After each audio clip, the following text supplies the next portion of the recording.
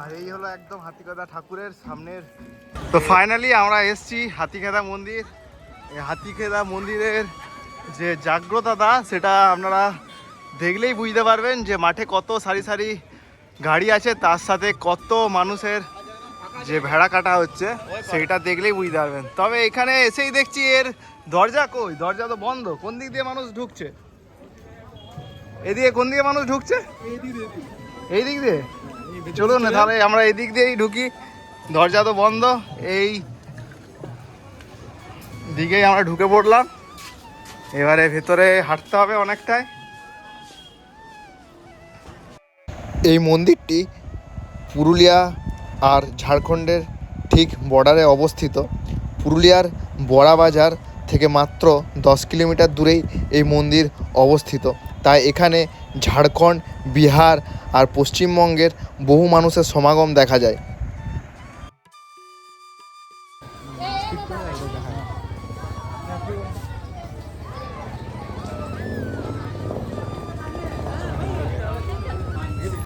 আর এই হলো একদম হাতিগাদা ঠাকুরের সামনের যে গেট, মেন গেট। ঘড়িতে 1:10। আর আমরা চলে এসেছি।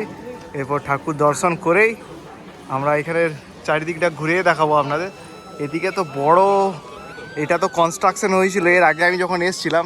এখন এটা পুরোপুরি রং করে খুব সুন্দর। এদিকে পুরোপুরি হেঁটে হেঁটে আসতে হয় বাইরের থেকে।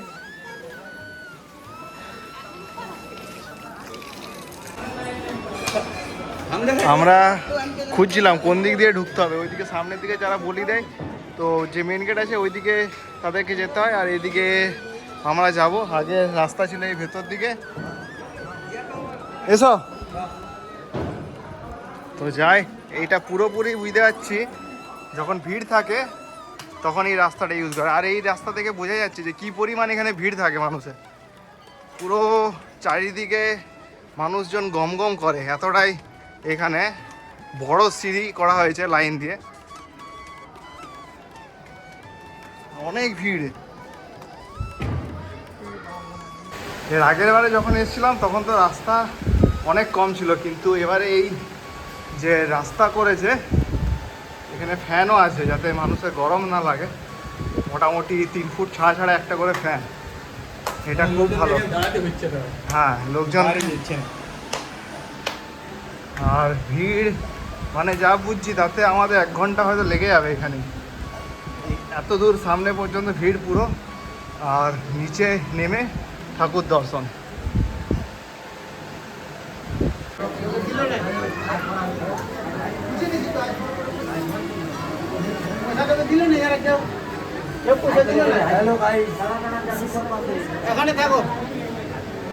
ঠাকুরের জায়গায় এসছো, নাম করো। হ্যাঁ, ঠাকুরের নাম করো। না, একদম অন্য কিছু না। তো গরম কেমন লাগছে? অনেক গরম লাগছে। তবে ঠাকুরের কাছে এই গরম কিছুই নয়। ঠিক।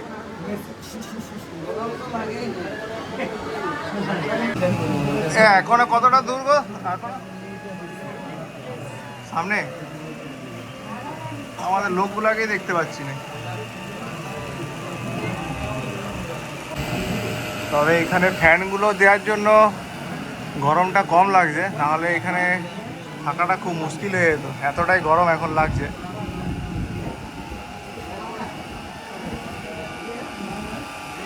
আপনারা কখন থেকে লাইন লেগেছেন? কখন থেকে লাইন লেগেছেন? 1 ঘন্টা? 1 ঘন্টার বেশি? 11:30। আসছেন কোথা থেকে? ঝাড়গ্রাম। ও,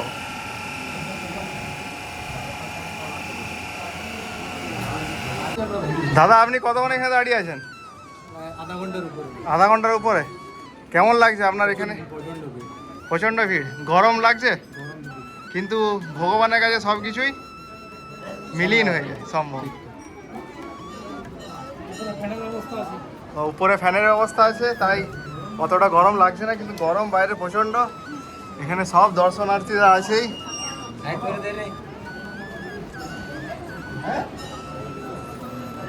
তোমরা এসছো কোথা থেকে?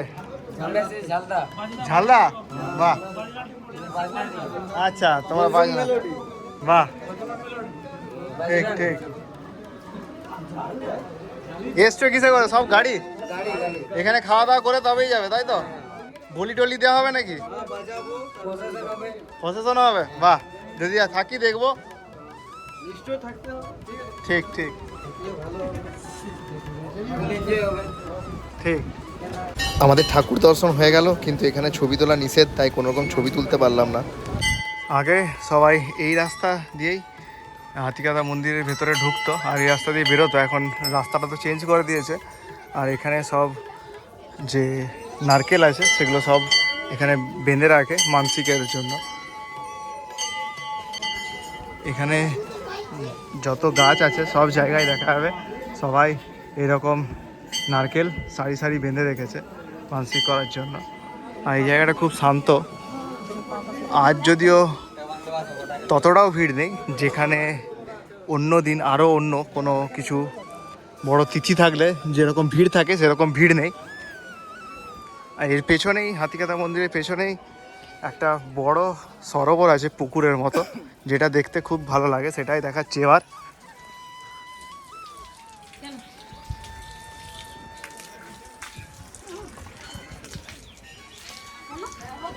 এই হলো সেই সরোবর।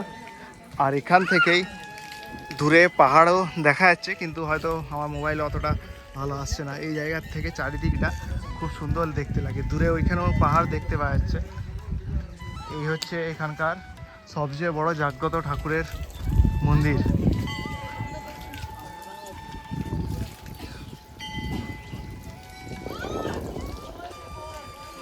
নর্মাল দিন আজ হয় মোটামুটি 1 ঘন্টার মতো লাইন লাগলো, না হলে লেগেই যায় 2-3 ঘন্টার মতো বেশি লাইন লেগে যায়।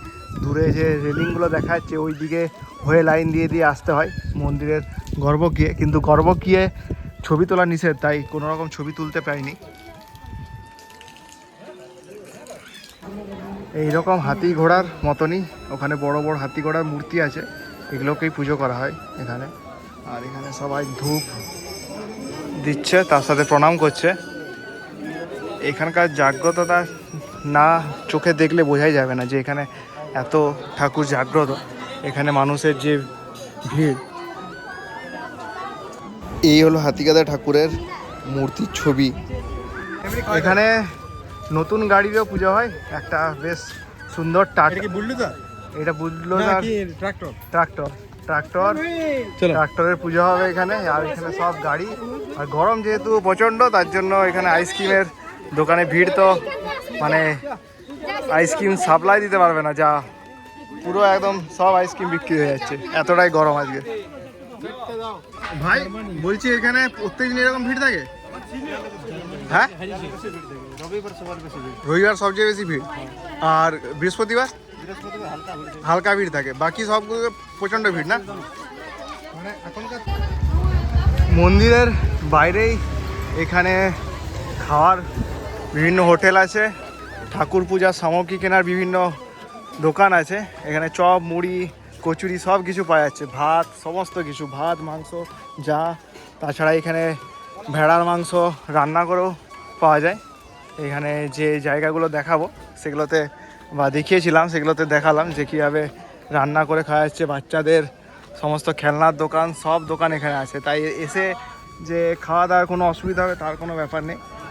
এখানে সব কিছু দোকান পাওয়া যাচ্ছে, তার সাথে শাকসবজি কিনে, মাংস কিনে রান্না করারও দোকান আছে আলাদা করে। কত করে নিচ্ছে রান্না করতে সেটাও দেখাবো, আমাদের তো রান্না করতে দিয়ে দিয়েছে।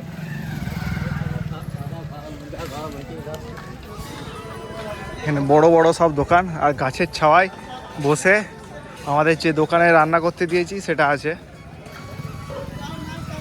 পুজো দেওয়া তো হলো, তার সাথে মন্দির দর্শনও হলো। এরপর দেখাবো এখানকার যে ভেড়া বলি দেওয়া হয়, সেই ভেড়া বলি দেওয়ার পর সেই মাংস কীভাবে রান্না করে সবাই খায় তারই একটা ছোট্ট এখানে ভিডিও দেখালাম। এখানে যে ভেড়াগুলো বলি দেওয়া হয়েছে সেগুলো এখানে পরিষ্কার করে মাংস হিসাবে দিয়ে দেওয়া হয়।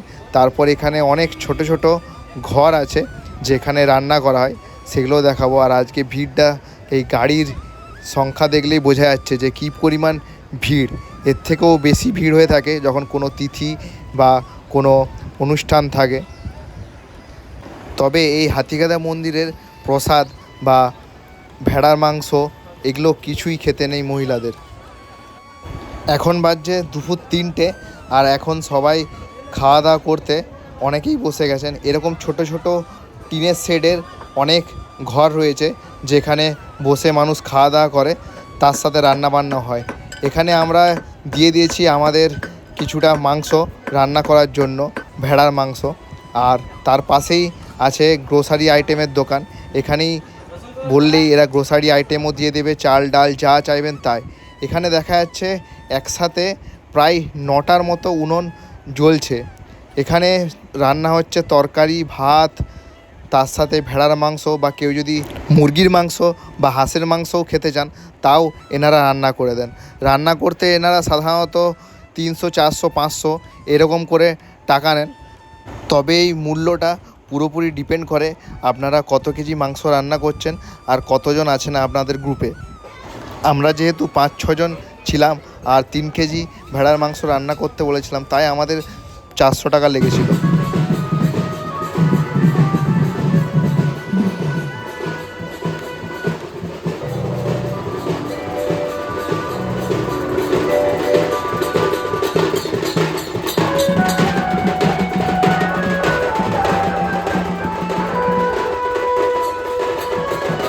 সূর্য অস্ত যাওয়ার টাইম, 5টা বেজে গেছে।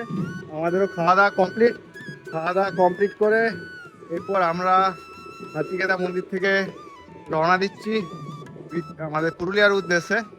তার আগে এখানে যে মার্কেটগুলো ছিল সবই মোটামুটি প্রায় বন্ধ হয়ে গেছে, পুরো ফাঁকা বলতে গেলে। এগুলো যে দোকান বসে তার আগে এখানে সব জিনিসপত্র কিনে নিচ্ছে ঘরের বাচ্চাদের জন্য। আমিও কিনলাম একটা বল, স্বর্ণাবাবু একটা বল, আর আশুবাবু একটা বল কিনছে। বাচ্চা আমাদের 3 জনকারই মেয়ে। আর এখানে হচ্ছে খাওয়া দাওয়া সব দোকান মোটামুটি সব এবার গুটিয়ে, এদের সকাল থেকে শুরু হয় আর মোটামুটি বিকেল হলেই শেষ। এখানে এত দোকান খোলা ছিল সব বন্ধ হয়ে গেছে। আমাদের ব্লগটা আজকে এখানেই শেষ করলাম এই হাতিগাদা মন্দির নিয়ে। যদি আপনাদের কোনো রকম কিছু কোশ্চেন থাকে অবশ্যই কমেন্টে জানান। আর এইরকম আরও ব্লগ দেখতে হলে অবশ্যই আমাদের চ্যানেলটি সাবস্ক্রাইব করুন।